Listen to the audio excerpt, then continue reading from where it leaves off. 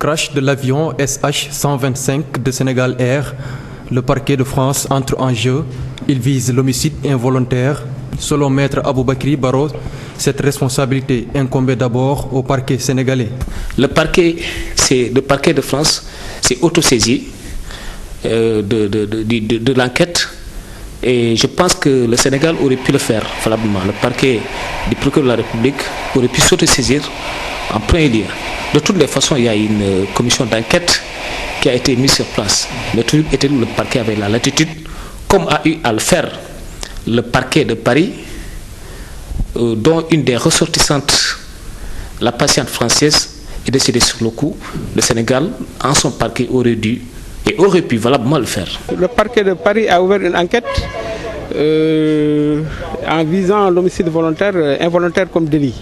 Bon, l'homicide involontaire, c'est un délit matériel, c'est-à-dire il y a un meurtre qui est là, mais on ne cherche pas l'intention, c'est-à-dire un délit non intentionnel. C'est comme un accident de la circulation, quand il y a mort d'homme, c'est l'homicide volontaire qui est visé. À charge, la compagnie Sénégal Air peut encourir des sanctions. Maître Pape Mornian parle de mandat d'arrêt sur les personnes incriminées. Si vraiment il y a des personnes qui sont visées et qu'ils pensent que dans l'instruction du dossier, il y a des personnes responsables, ils peuvent émettre des poursuites contre ces personnes et éventuellement les arrêter pour les entendre et pour continuer leur instruction. À charge pour la partie civile de se constituer partie civile, bien sûr, de demander des dommages et intérêts, mais cette fois-ci à charge pour le civilement responsable de débourser une certaine somme d'argent à cette partie civile.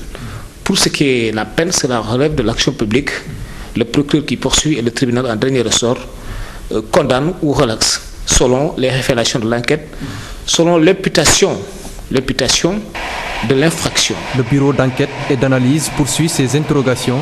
7 passagers, dont la française Catherine Ferrat, se trouvaient à bord de l'aéronef qui a craché. Jusque-là, aucune nouvelle de l'appareil.